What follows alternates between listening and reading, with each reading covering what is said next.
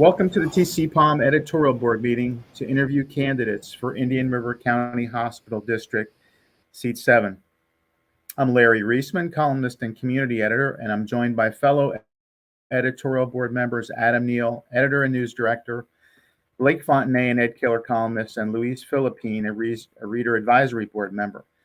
Special thanks to our candidates today for agreeing to meet with us and streamlining this process by completing questionnaires ahead of time. Board members have reviewed them. As of now, Jad-Alexander is the only candidate online today with us. Dr. William Cooney said he would be with us later. Questionnaires and replays of our editorial news will be found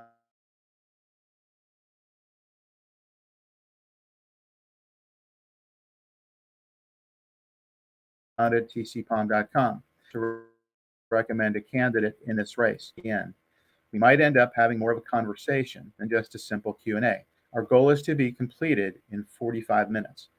Because of time constraints, we ask that you keep your answers concise. So Jad, we'll start with you, obviously, at this point. Can you talk about what led you to A, seek a spot on the board, and B, this specific seat as opposed to any of the other ones that were up? Yeah, so thank you guys for hosting this again, and it's definitely appreciated to get the word out to the community. Regarding myself seeking a seat, I had been thinking and praying a lot after I had stepped away from a company that I was working with. It's a small medical group in Sebastian, and I was considering starting a new company, but also, thinking about which direction I wanted to take. And so I did start this new company that I'm currently working for, CareFlow, and it's a healthcare management consulting company. And as I was working in this role as the leader of my new company, I learned more and more about the healthcare needs within the county. And so, again, that led to, me thinking about different ways that I could have an impact in that regard. And so, just was very thoughtful, prayerful, and I received counsel from multiple folks, friends, and mentors. And, they understood I had an interest in potentially running for a position. And so they said, hey, look at some of the local offices. And I recognized the hospital district and said, wow, the scope of this thing is very similar to what I'm doing already. And it can be a perfect fit for, helping my community in a way that I have skills to do so. And so I started attending meetings. And actually, the first meeting that I attended, there was a gentleman who resigned that was on the board, and that was the seat that I'm running for now. And so, I had applied for that seat. The governor ultimately decided that the candidates should just, run in an election instead of appointing someone for what was, I guess, like about a year or 11 months. Well, at that point, it was actually April, I think, when he made the decision, or so. That's not exact, but there was only so much time left until the election, and so he decided to say, hey, you guys should run if you're interested. And so I chose seat 7 specifically because it's an open seat, and I don't want to have like a combative mindset going into this. I appreciate the current board. I want to add value. I want to bring new ideas. Of course, challenge the status quo, but in a respectful way. And so I wasn't trying to like take anyone out or anything like that. I figured, hey, it's an open seat. I should run for that one. And if I get it, I can work with the current board, and it won't be like, hey, there's the guy who, took out our other friend. And so now we're going to, not listen to him. And I mean, how productive would that be, right?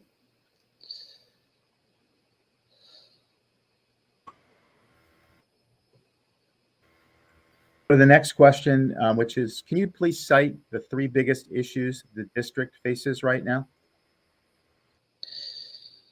Yeah, I mean, I think the first one is primary care within our county, primary and preventative care within the county.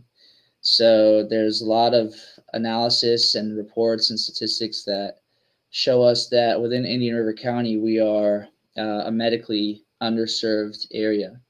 And so these are metrics that are defined by the HHS, and essentially they're based off of different factors, but one of the main factors are the elderly population within a community and the presence of primary care providers and providers in general.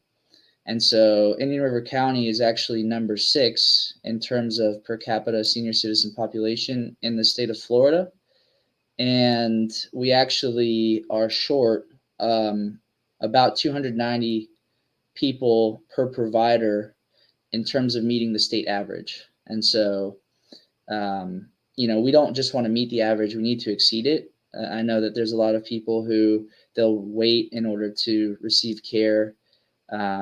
And delays in care can lead to a furtherance of their health issues. And there's a lot of research to support that people having regular access to primary care is something that will drive the cost of healthcare down, and that will actually improve the outcomes of people's quality of life and their healthcare, because they're seeing a physician regularly, and they're being evaluated and referred. And so that, I think that leads to the second point, is that there's the specialists too. And so having access to the right specialties within our county is very important. And so that's why I've spent a lot of time, doing research to see which specialties are more in demand. And, I have a very specific approach that maybe I can talk a little bit more about later, in order to really be tactical and technical about identifying and addressing the healthcare needs within the county. And I think the third thing, it's definitely something that there's people who will voice concern. I think with the hospital is run by an outside organization. I'm not imposing or saying that they're doing a subpar job, but there are people within the county who have voiced concern.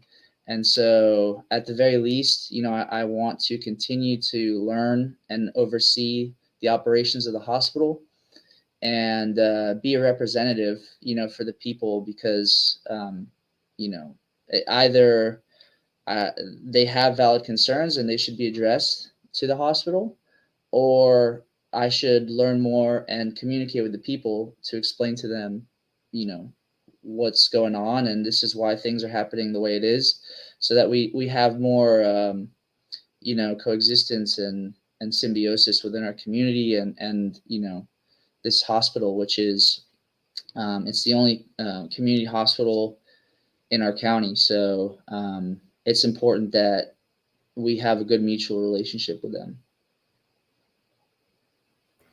Thank you, and welcome, Dr. Cooney. We started already, and we'll give you an opportunity to answer one of the questions that Mr. Shalhoub just answered, which is, what are the three biggest issues the hospital district faces right now? Primarily, in my view, there is a need for greater outpatient interaction in senior resources, senior care. The second is the mental health issue, which faces almost all illnesses, and which unfortunately many doctors' offices aren't prepared to deal with or know about. And the third is greater care for indigent patients. We know that 52% of the people who are in Vero Beach working are at or near the poverty level, and they need access to care, not through the emergency room, which is a hospital-related function, but through urgent care and outpatient practices, through we care and other physician-related services. And I just might point out, I heard the end of Mr. Shalhoub's presentation. I think it's important that we recognize that the hospital district formed a contract with the Cleveland Clinic Indian River Medical Center for a period of 20 years. While there is some oversight, there is no direct control. There's no direct ability to influence the telephone problems or wait problems or calling down to for an appointment ended up being someplace down in Fort Lauderdale at the main hospital there. It is a contract, and so unfortunately we have more control over outpatient services, and that's a big issue rather than what goes on at the hospital on a direct day-to-day basis. Thank you. Dr. Cooney, we'll start with you on the next question, which is, can you please cite 3 metrics you would use to help determine whether your board is meeting its mission each year? Well, the first is we need to have financial metrics. I think it was noted in the Treasure Coast paper of all the various budgets proposed, some going up between 10 and 13%, the hospital district's budget actually decreased. Hospital district's budget decreased. So I think it's important that we be very fiscally aware of what we're doing and be able to demonstrate that on a year-to-year financial basis. Secondly, we need to have metrics that demonstrate an improvement, as I mentioned, in the mental health issue by demonstrating that there's a decrease in substance abuse, decrease in the need for inpatient mental health care, which is not adequately provided either by the hospital or other groups. So that metric is important. And then thirdly, we need to be able to demonstrate that our seniors get ongoing care, not just single emergency room care or urgent care, but we can demonstrate preventive care and ongoing care by showing that there's a decreased hospitalization rate. That would be one metric. A decreased infection rate, infections at home or elsewhere rate, and that overall the mortality, morbidity rate, which we should and can do measure in Indian River County, is decreasing for our seniors. Thank you, Mr. Shalhoub. So in terms of the key performance indicators overall, I think that it goes back to, the performing the census, which again, talking about my platform a little bit, we want to have a better understanding, or more exact understanding, I should say, about how many providers and of what specialties we have within the county. And so, we want to understand, based off of creating a statistical model using that information, what the capacity is for healthcare within our county for primary care and for specialty care. And so I would say that the KPI would be, the number of providers, both physicians and mid-level within our county. I think we need to encourage, people to practice within the county. That might require, recruiting and whatnot. But again, there's a very big need. And so I think that the second thing that goes with that is working with our partners. There's Treasure Coast Community Health, and that's one of the largest partners of the hospital district, second to the hospital itself. And so working with them to monitor the primary care they're providing, and the other partners within the hospital district scope to look at how many patients they're seeing, how many new patients they're able to see, and getting a little bit more granular, which the hospital district does currently. But having a good system in place in terms of monitoring and measuring the data is something that I feel can be improved. And as someone with a background in administration and industrial engineering, that's definitely a desire that I have, to be able to use more efficient reporting to monitor how many new patients we're seeing and how many appointments we're scheduling. And then of course, yes, the financial outcomes I think are very important, because we want to equip our partners to generate financial success. I think that, as someone who is fiscally conservative, I want to equip the organizations. It's not, wagging the finger or holding it over their heads that we give them money, but these organizations are able to bill for the services they provide. And as a healthcare administrator, I know a lot about how they can do that and what are the different, rules with the insurance companies and some ancillary services they might be able to provide that will expand the scope of the care that we're providing and also improve their financial situation so that they can be independent successfully.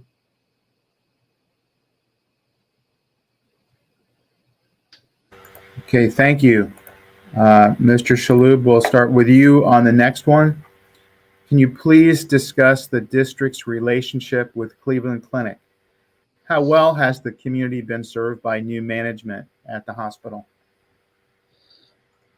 Yeah, so I've met with the executive director of the hospital district, and what she shared with me is that the overall outcome has improved, and she firmly believes that. And I've done a lot of observing myself, and there's a reason that this decision was made.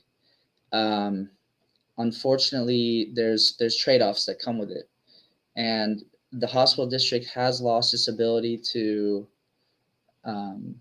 have real control or oversight on the internal operations.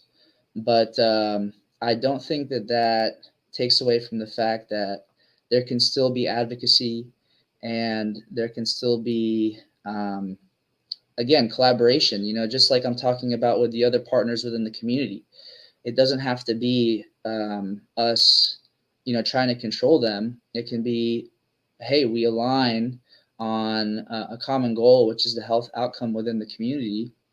And let's do it in a way that is optimal regarding your finances and the healthcare outcomes of your patients. I think that there's a sweet spot there that can be looked into. And so I'm not really prepared to just be hands off and be like, oh, there's nothing we can do because there's this lease. Yeah, the lease is there. And it's a very strong lease, frankly. It does box out the hospital district, and it does kind of diminish, what it was designed to do, unfortunately. But again, the trade-off is having a large corporation that's able to sustain the ebbs and the flows of, the financial situations of hospital administration. It is what it is. There's a reason the decision was made, and it has to do with, the fiscal conservatism and making sure that, the hospital district could afford sustaining the hospital. So I think that it's something that we can continue to work on if we have the right eyes looking at the performance of the hospital. There can be advocacy. And if you look at the lease, there are actually boards that were created as a result of the lease. Actually, the chairman of the hospital district sits as one of the members of the board of directors. So there is a voice at the highest level of management of the hospital that comes from the hospital district. So I think we need to look at how they're performing. We need to address different areas that we would like to see. We do still provide financial assistance, mainly to a women's health center that they run, but they've recently requested more assistance, and so we need to have a good partnership. We need to continue to make sure that they're doing what they promised they would do, and again, collaborate, work together, but a good partnership where we're moving in the same direction and maintaining the best interests of the county. Thank you. Dr. Cooney, can you please discuss the district's relationship with Cleveland Clinic? How well has the community been served by new management at the hospital? Well, in my opinion, despite some glitches along the road, I think the results have been excellent. As mentioned by Mr. Shalhoub, the Mary Beth Cunningham, who is the chair of the hospital district, sits not only on the hospital board now managed by Mr. Michael Hammes, previously with Wayne Hochmeyer. And during the COVID process and problems, Mrs. Cunningham and Dr. Hochmeyer worked hand in glove, so to speak, to help solve the issues during COVID. And in fact, many agree that COVID would have been much worse if we didn't have Cleveland Clinic as a close partner managing the hospital. While it's true the hospital under Cleveland Clinic lost money last year, relatively to where it could have been, it really didn't lose as much.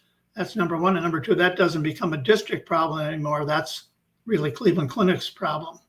So I would say that overall, the hospital district has done very well.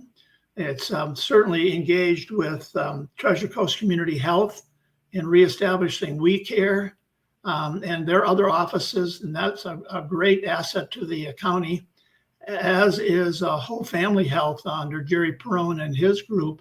So those two provide a great amount of primary care. I would agree we need more in family practice and primary care.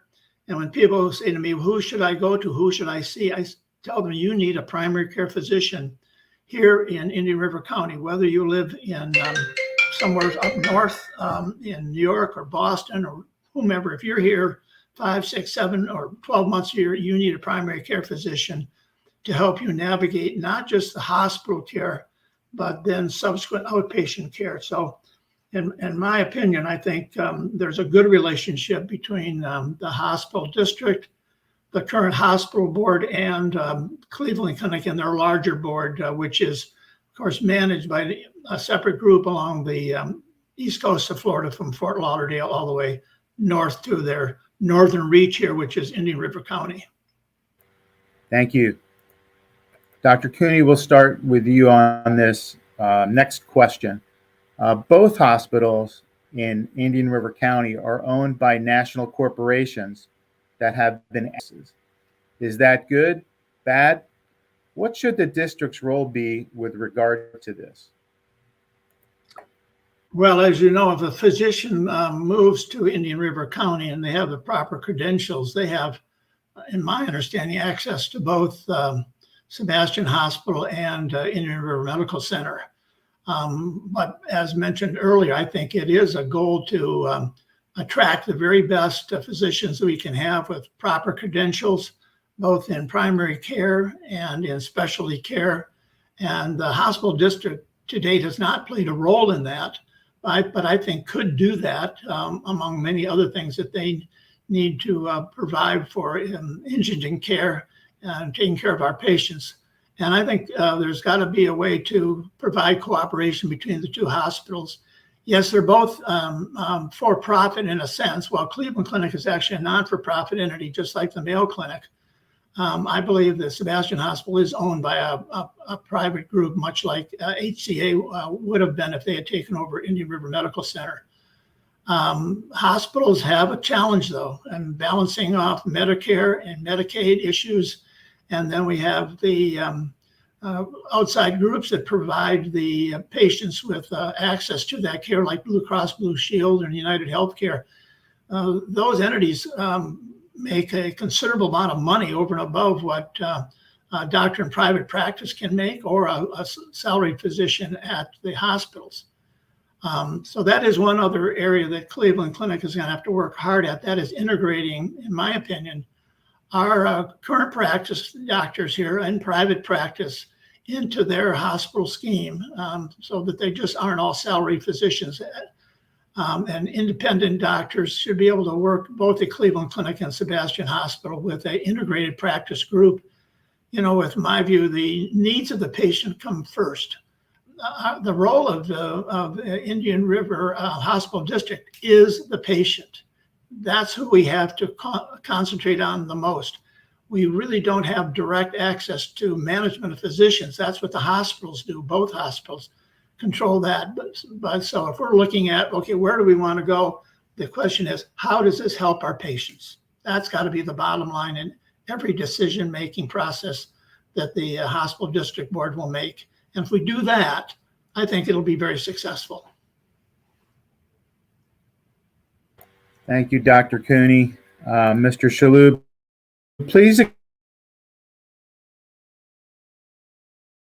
explain. I'm sorry, Mr. Shalhoub, you didn't get a chance to answer that last question, I don't think, which was, both hospitals in Indian River County are owned by national corporations that have been adding physician practices. Is that good, bad? What should the district's role be with regard to this? I'm muted. Okay, now I'm unmuted. Sorry, it seemed that I was muted, but thank you for the question. And can you guys hear me now? Okay, so regarding the physician office space, and again, the corporate hospital systems that are running the hospitals, and they're also taking control of some of the larger physician office spaces that we have within our county. It's only as good or bad as these companies make it, I would say. And in terms of the hospital district's role, again, directly working with Cleveland Clinic, I know that they've also taken control of primary care of the Treasure Coast, which is a big primary care provider within our county. And, I really want to dig deep into it and analyze what's going on, because I know that there are providers that, they've left. And I'm just speaking to my experience. I'm not speaking from, necessarily a statistical point of view. And it would be good to have more access to this information to be able to have the full picture. But from what I see, having the hospital in the primary care space, or in the physician office space, has its benefits and its detriments. And I think part of it has to do with, the large corporate healthcare systems. They have certain accreditations and certain standards that, they apply across the board that may or may not be as applicable to something smaller care like the physician's office. And sometimes you experience physicians who feel like, they're kind of being controlled in terms of the way that they deliver care. And so I think that, having good checks and balances in place, having good administration and good physicians is obviously the key to the success of the medical practices. But in terms of what the hospital district can do, I think, it's not outside of the realm of possibilities. As a matter of fact, if you read the Special District Act, the Special Act for the Special District, it states that, the healthcare outcomes within the hospital and beyond are within the scope of the Special District. And so, I would love to work with whoever's willing to achieve operational excellence, within those practices, both primary care and specialty. However, if we see that there's needs and we identify that, these aren't being met, and, we're not aligning in our vision between us and the other partners that we work with, then it's totally within the hospital district's right to take direct action. There's nothing that says, for example, that the hospital district could not open a practice. If we had a vision for, bringing in physicians, and it's something that we're kind of getting blocked working through, someone secondhand, ultimately it falls on our shoulders based off of the Special Act. If you look at the original inception of the hospital district, to monitor the healthcare outcomes. And so I would strive in any way possible, whether it be through our partners or acquiring new partners or, just starting something on our own. I mean, as someone who comes from healthcare administration, I'm prepared to, start a practice from the ground. If there's physicians that want to practice within this county, there could be assistance that's provided, and they can get to a point where eventually, they'll be making money on their own because we set them up in a way that they're achieving administrative excellence while also providing quality care. And so that's basically that's the thing I think that gets overlooked, is that healthcare can make money. It's not the purpose of healthcare, but it's not a losing venture all the time, especially if you know how to do it and if you do it right. So that's the value that I want to bring to the table, is helping these partners and helping whomever, all of the healthcare providers within the county, whoever needs the assistance, being there to help them to be successful operationally and financially. Thanks. At this point, I'd like to open this up to anybody, any of the other editorial board members, any other questions. The next question would be directed to Mr. Shalhoub, if anybody has any questions. Blake, Ed, Luis, Adam. I'll jump in. Kind of a standard question that we ask a lot of the candidates who appear before us in these interviews is, if you could just describe an ethical dilemma that you've faced in your life and how you dealt with it, that would be helpful.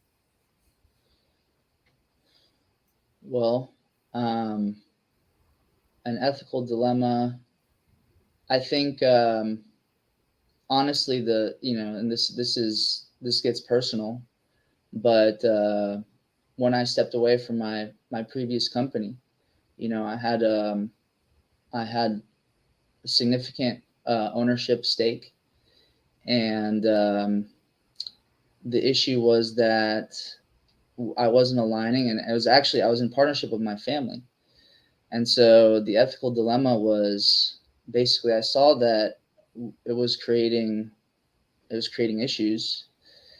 But, in terms of career success and, just financial well-being and everything, I had my hands on something that would have afforded me both.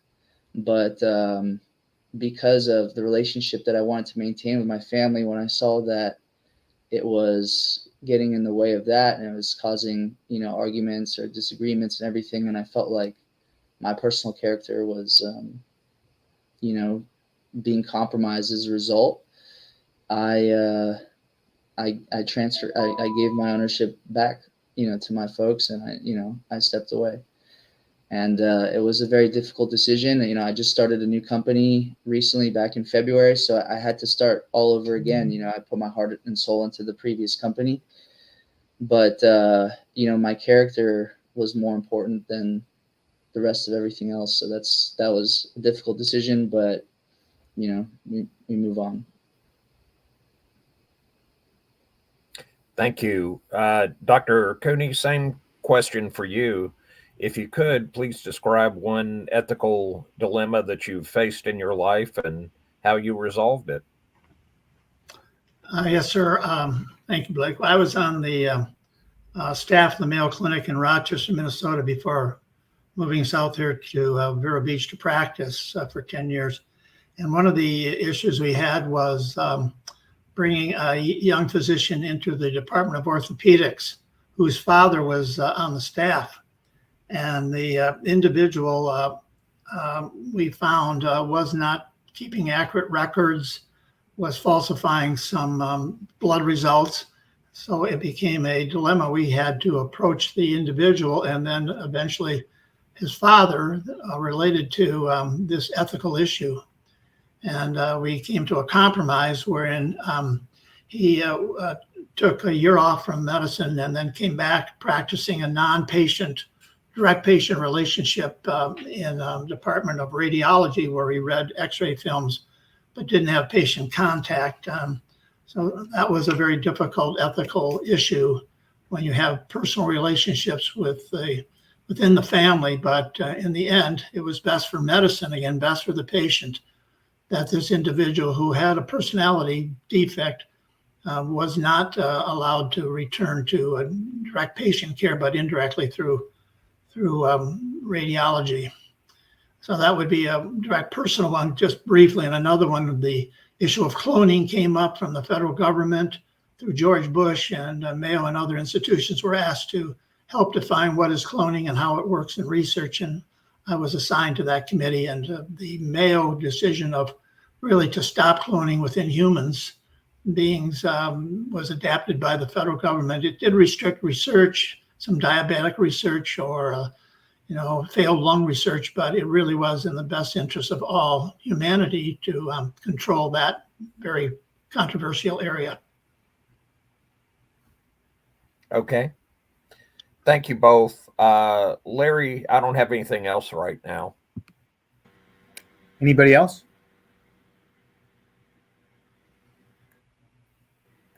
Okay. We've got time for maybe we can do, I think, a summary at this point. Dr. Cooney, is there anything that we didn't discuss today that you would like to discuss? Anything you want us to know about? No, I would probably just reiterate that the Indian River Hospital District Board, a primary concern is the inhabitants of our district, the people who live here and work here, and to be sure everything we do and can do to improve their care, both preventive care and then continual care, continuity of care is very important. I would agree actually with Chad, who I don't know, but I think what he's commented regarding more data, more statistical analysis, more insight with data. I'm a data-driven person as well, having done research for the federal government.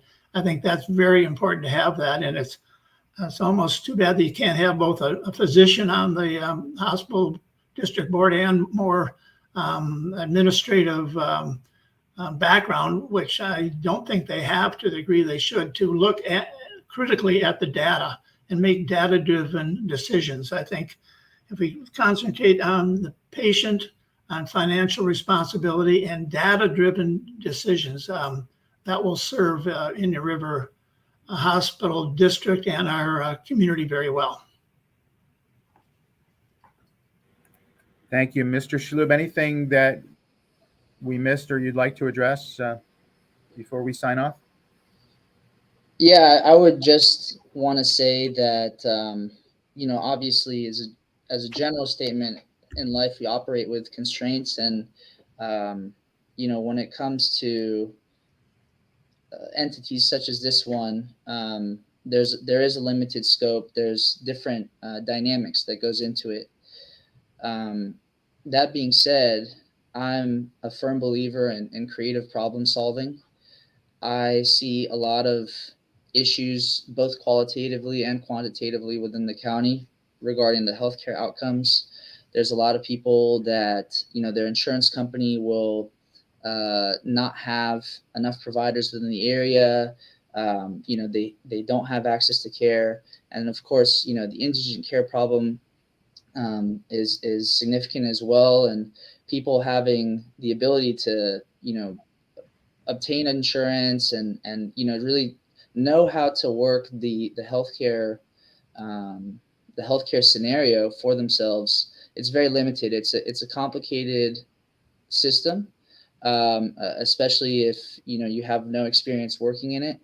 And so the way that I see things is that I've gone through what I've gone through in order to pay forward to this community what I've learned, and to try to outreach as much as possible.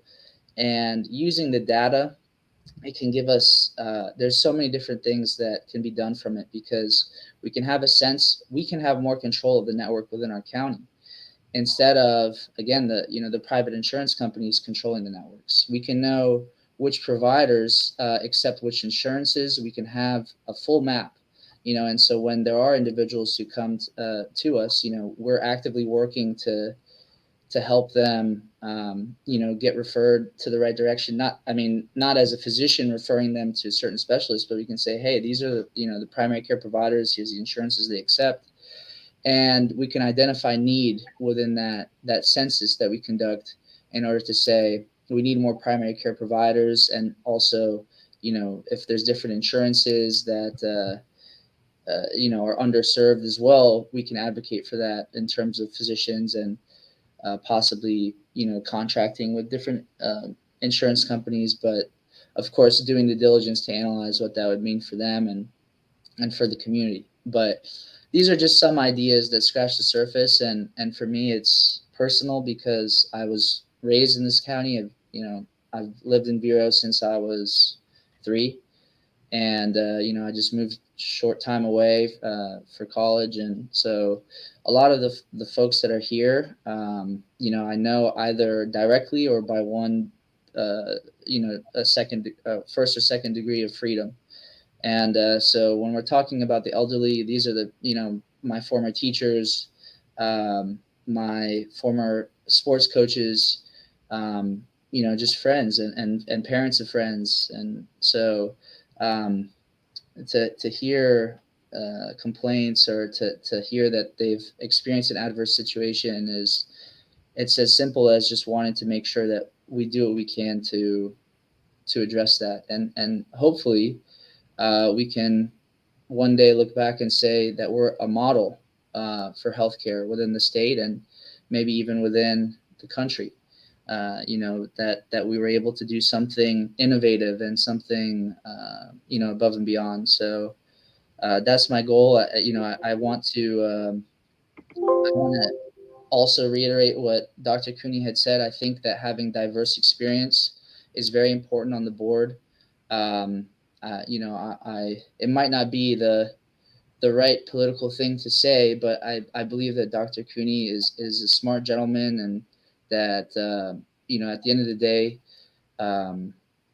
whatever happens for a reason. And honestly, I've developed a passion for this to the point where, like I said, I work in the private space for healthcare as well. So wherever the chips fall, I'm going to be fighting for this issue one way or the other.